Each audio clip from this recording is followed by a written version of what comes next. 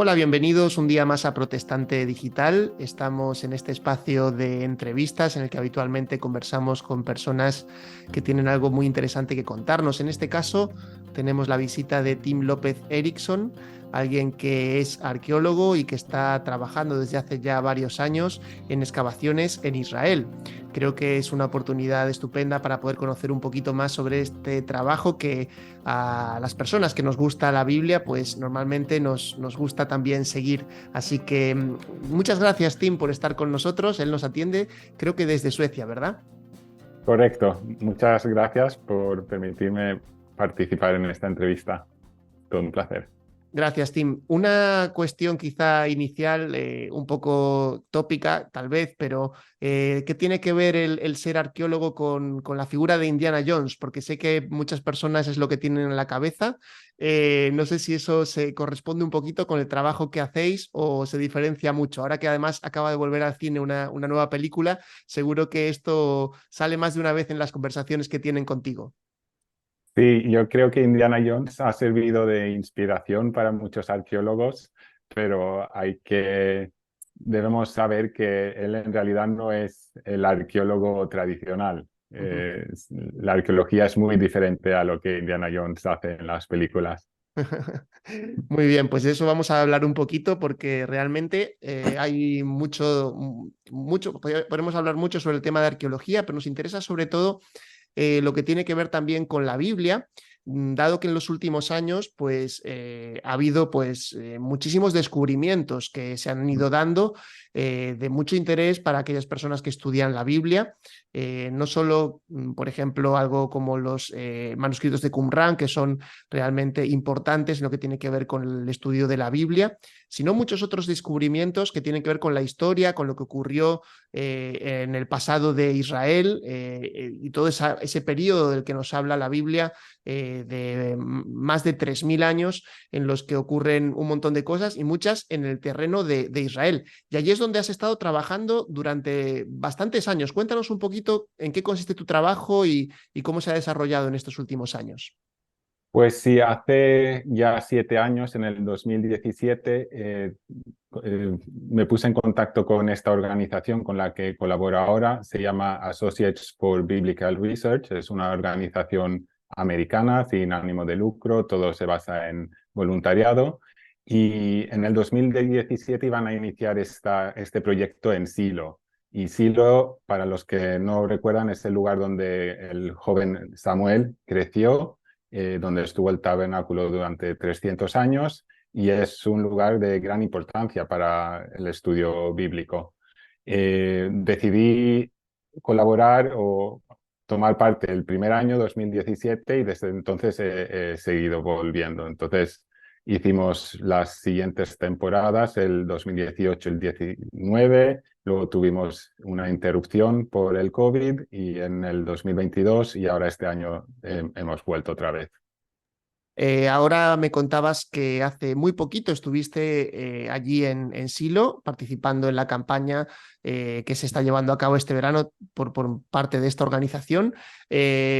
Aquellos que quieran conocer un poquito más de tu trabajo, vamos a comentarlo ya, pueden visitar la Mm. web Arquevives, Arqueología Mm. Bíblica en Español, donde tienes allí bastantes recursos y también vas contando un poco lo que es la experiencia de excavación día a día. También en Protestante Digital has hecho algo similar en algunas otras ocasiones. También se puede buscar por el blog con ese nombre, Arquevives, o por el autor Tim López Erickson para poder leerlo. Pero cuéntanos un poquito cómo ha ido este año, ya que está esto tan fresco. Has estado allí hasta hace muy poquitos días, ¿verdad? Sí, pues en la organización esta somos un equipo base, digamos, que somos arqueólogos, somos los que tenemos la responsabilidad de documentarlo todo y más tarde publicar, etcétera. Pero también recibimos voluntarios, gente normal que quiere visitar Israel, quiere participar en una excavación y por eso nuestro equipo, nuestro grupo está abierto a esto. Y este año hemos recibido el equipo más grande hasta ahora. Éramos un total de 200 personas, más o menos 100 personas cada semana.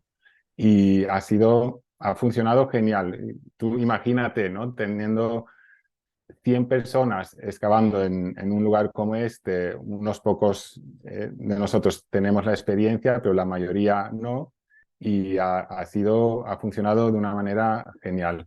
Ujú. Y sí, hemos hecho descubrimientos, de todo.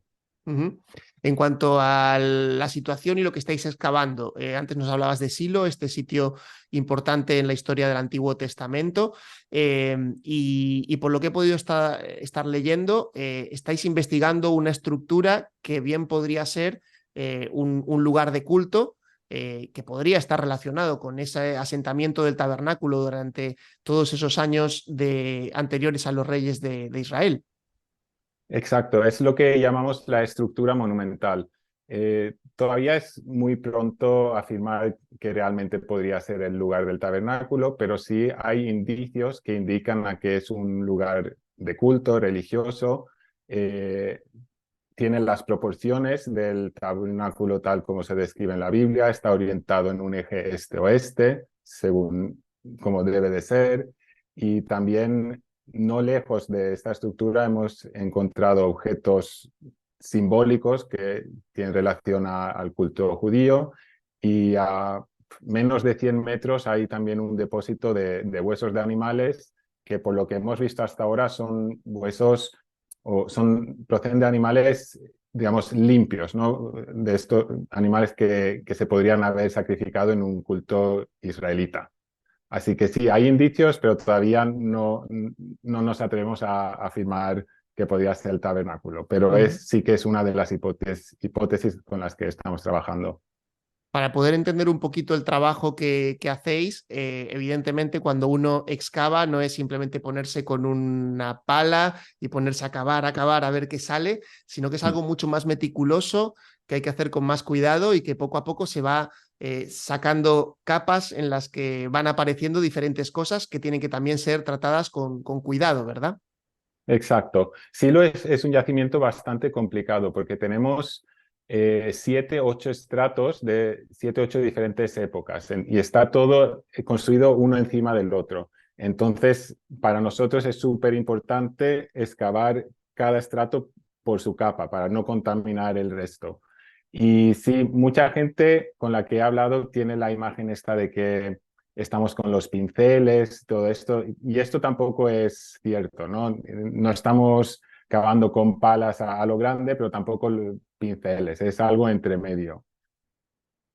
El trabajo, antes decías que lo estáis desarrollando entre personas con formación, por supuesto, y también voluntarios. Y entiendo que se desarrolla a lo largo de una época muy concreta. Es decir, no sé si ahora, por ejemplo, tú has estado creo que 5 semanas y no sé si Mm, hay otro equipo también que sigue con el trabajo o las campañas son más bien cortas para luego, a partir de todo lo que recogéis, tengáis tiempo también de analizarlo o de poder mm. hacer las valoraciones de lo que se va a medida que se va avanzando. Sí, a ver, nuestro equipo, nosotros somos responsables de una zona en Silo, ¿no? Se llama la área H1. Y ahí excavamos durante 4 semanas y luego la quinta semana la dedicamos a restauración para preservar todo lo que hemos excavado. Y esa zona nadie la toca. Lo dejamos, lo preservamos y para el año que viene seguiremos nosotros. Sí que hay otros equipos que excavan otras zonas de silo, pero lo que es la área H1 es nuestra responsabilidad. Muy bien, muy interesante. Mm. En cuanto al trabajo que habéis desarrollado durante estos años, ¿qué tipo de objetos habéis encontrado, si es que habéis encontrado, o cuáles son las cosas que vais descubriendo a medida que van avanzando las campañas? A ver, diariamente excavamos cientos, casi miles de fragmentos de cerámica, unos 2, 3 mil al día, creo. También excavamos muchos huesos y objetos de bronce, monedas, flechas, cosas de este tipo. Luego también hay objetos más importantes y, por ejemplo, uno de ellos es la figura de una granada que yo personalmente tuve la suerte de encontrar y también lo menciono en uno de los artículos en Arquevives. Y hace unos años también encontramos un fragmento de un altar de piedra que también nos lleva a pensar la idea de un lugar de culto israelita o otro tipo, pero sí que tenemos la idea de que algo culto religioso ocurría en este lugar. Ujú. Cuando comentas que son como 2.000 o 3.000 objetos, es mucho, evidentemente. Mm. Entiendo que, por ejemplo, los objetos de cerámica, no sé si luego se hace o se intenta hacer algún tipo de reconstrucción o de análisis posterior para saber si pertenecen a las Sí. mismas vasijas, a los mismos objetos. ¿Cómo trabajáis después con estos materiales? A ver, sí, los fragmentos de cerámica, se puede decir que hay dos tipos. Está lo que es casi me atrevo a decir la basura, ¿no? Son como, hay que pensar que la cerámica era como el plástico de hoy en día. Todos los envases estaban hechos de cerámica prácticamente y cuando se rompía se tiraba y ahí quedaba. Entonces, mucho lo que es la cerámica, hacemos una estadística, contamos todos, los identificamos, pero quizá guardamos un 10% de lo que es la basurilla esta. Luego también en ciertos estratos encontramos cerámica que parece pertenecer al mismo objeto, ¿no? Que puedes ver en la tierra que esto parece ser de una vasija. Y en estos casos sí que los guardamos e intentamos reconstruirlos. Y de hecho hicimos un proyecto de reconstrucción de unas vasijas en enero. Yo viajé a Israel y reconstruimos 3 vasijas de 1 metro de altura. Ujú. O sea que digamos que hay mucho trabajo que hacer a medida que vais avanzando porque los objetos que vais encontrando también tienen que ser estudiados, tienen que ser también fechados y imagino que en todo esto también hay dificultades. ¿Cómo hacéis para determinar, por ejemplo, que un material puede pertenecer a una época o a otra? En cuanto a la cerámica, hay tipologías. Entonces, por el tipo de borde, los expertos pueden ver por el borde o por las bases de qué época pertenecen, ¿no? Y eso ayuda a datar los estratos. Así que la cerámica es fundamental para nuestro trabajo. Y aparte del equipo propio de ABR, Associates for Biblical Research, también contratamos expertos locales. Tenemos varios expertos justamente en cerámica para confirmar nuestras dataciones, ¿no? Para que no seamos solo nosotros, sino también un poco confirmar eh, lo que nosotros decimos. Y también tenemos expertos de todo tipo. Tenemos gente que se dedica al estudio de huesos, al estudio de piedras, objetos especiales, etcétera. Hay, como vemos, diferentes especialistas involucrados en un trabajo que, como decíamos antes, va abriendo también campo a lo que es el estudio de la Biblia, el estudio de la historia. Y también, por supuesto, en el que hay mucha discusión. Mm. El panorama, digamos, científico y arqueológico en el que te estás moviendo, ¿qué destacarías en cuanto a ese movimiento tan fuerte que hay en Israel de estar excavando en tantos sitios a la vez? Mm. Y bueno, en las noticias cada un mes, 2 meses aparece alguna gran noticia siempre relacionada con la arqueología.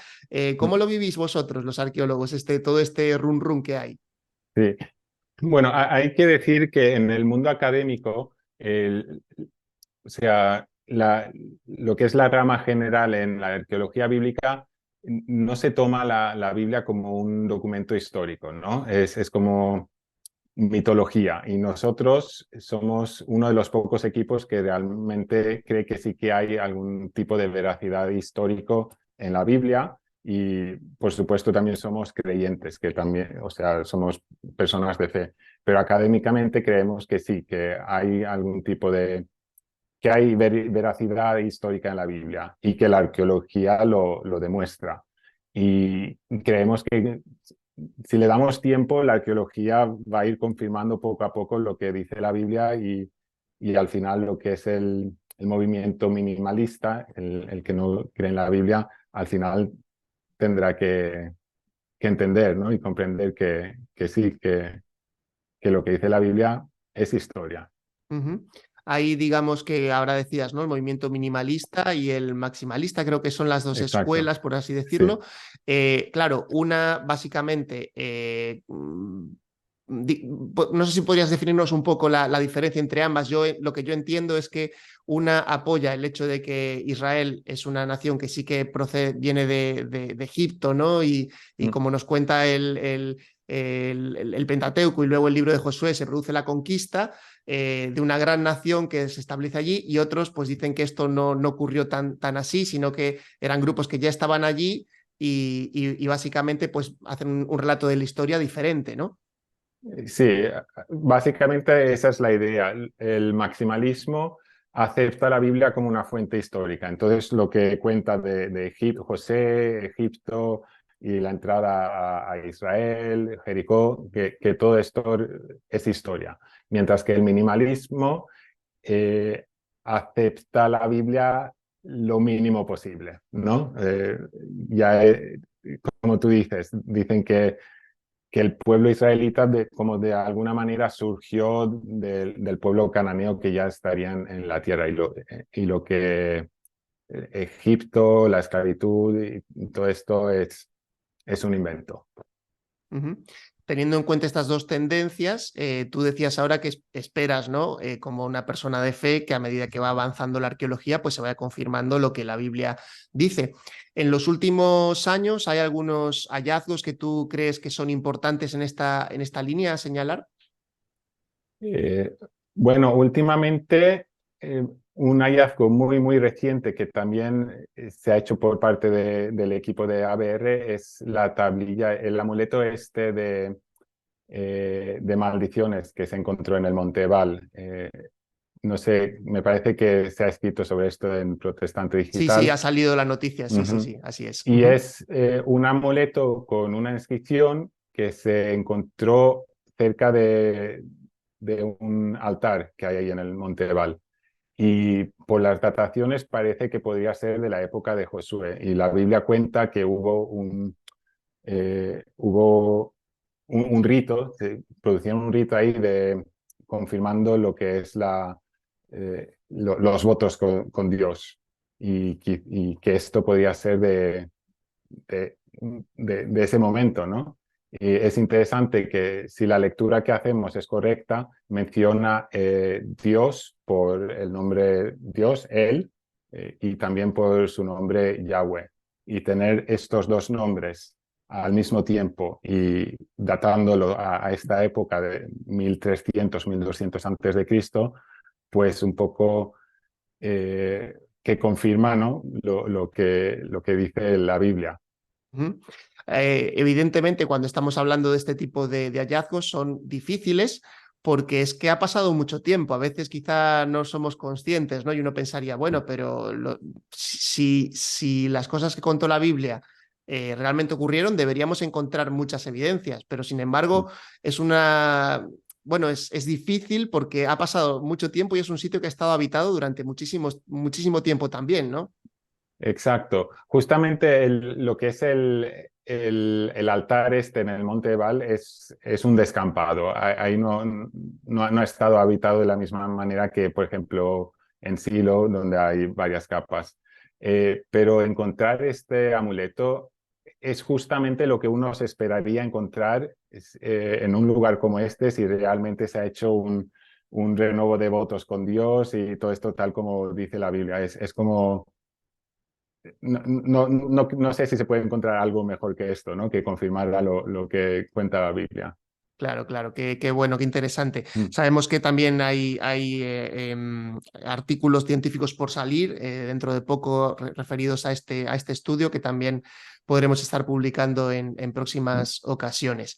En cuanto al trabajo en silo, ¿cómo es la expectativa que tenéis ahora dentro del equipo? Porque evidentemente cada año vais ampliando un poco el trabajo, vais descubriendo cosas. No sé qué desafíos os planteáis de aquí al futuro también en esta excavación. Bueno, para mí lo más interesante es la estructura monumental. Poder de alguna manera confirmar de qué se trata, ¿no? Qué tipo de edificio es y para qué se utilizaba. Un paso a esto fue encontrar el suelo del edificio, que lo encontramos este verano, y ahora el trabajo consiste en estudiar y procesar todo lo que hemos sacado durante estas 4 semanas y intentar recrear intentar explicarlo de la mejor manera. Y vemos que hacia el futuro quizá tenemos por lo menos 5 temporadas más de trabajo en nuestra zona. Antes decías que incluso voluntarios pueden participar de esta labor. Yo no sé si alguien de España o alguien que nos esté viendo podría estar interesado en hacerlo. No sé si hay maneras de poder hacerlo buscando a lo mejor, bueno, no sé si en la página web directamente de la asociación. Sí, hay una página dedicada justamente a esto y se llama digshiloh.org. Está en inglés, pero el idioma no creo que debería ser un problema si alguien está interesado. Yo hablo español y el director de la excavación, Scott Stripling, también es hispanohablante. Él habla español e inglés. Así que, y normalmente recibimos voluntarios bueno, son muchos de Texas y México, así que somos varios que hablan español. Qué interesante. Evidentemente, también esto que decías, ¿no? El estar en una excavación en la que vienen a participar personas de otros lugares, imagino que también será enriquecedor. Personalmente y para tu fe también, ¿qué supone el poder estar participando en una iniciativa así? Es increíble porque, como dije, la mayoría, bueno, todos somos voluntarios, todos pagamos por hacer este trabajo. Es una especie de sacrificio, digamos. Nos cuesta dinero, nos cuesta tiempo y lo hacemos todo por, por, por la misma fe, digamos. Y como dijiste, viene gente de todo el mundo. Este año tenía una pareja mayor, quizá tenían unos 65 años de Australia, que habían decidido venir a trabajar con nosotros 2 semanas y luego hacer un poco de turismo por Israel. Viene mucha gente de Estados Unidos, de Canadá, pero básicamente de todo el mundo. Y es muy interesante. Ujú. En cuanto también a tu labor como divulgador, sabemos que tienes esta página web, no sé si también hay otras iniciativas que llevas a cabo o estás más centrado ahora mismo en este proyecto de ir poco a poco actualizando tu página web. Lo digo por si tienes algún otro proyecto en mente o alguna cosa en la que estés haciendo. No, de momento solo tengo la página web y no he actualizado tanto como hubiese querido estos últimos años. Sí que hice un intento ahora cuando estuve en Israel de actualizar cada semana y me gustaría, sí, escribir más artículos durante el año y un poco presentar más lo que es el mundo de la arqueología bíblica. Desde luego un mundo emocionante y súper interesante. Hemos disfrutado mucho leyendo en Protestante Digital tus artículos y bueno, te animamos a seguir haciéndolo tanto en Protestante Digital como en tu propia web porque es muy, muy enriquecedor el poder conocer cómo es el trabajo de un arqueólogo y más en el campo de excavar. Con este enfoque, ¿no? De ver qué está pasando en Israel y qué es lo que ha pasado a lo largo del tiempo y traer luz, que es tan importante también a la hora de poder conocer y interpretar mejor las escrituras. Así que, Tim, muchísimas gracias por estar con nosotros en esta tarde. Muchas gracias, ha sido un placer. Ya saben que la actualidad sigue en Protestante Digital, así que simplemente pueden buscar protestantedigital.com y allí estamos cada día informando sobre la actualidad evangélica. Les habló Daniel Ofcam, que Dios les bendiga.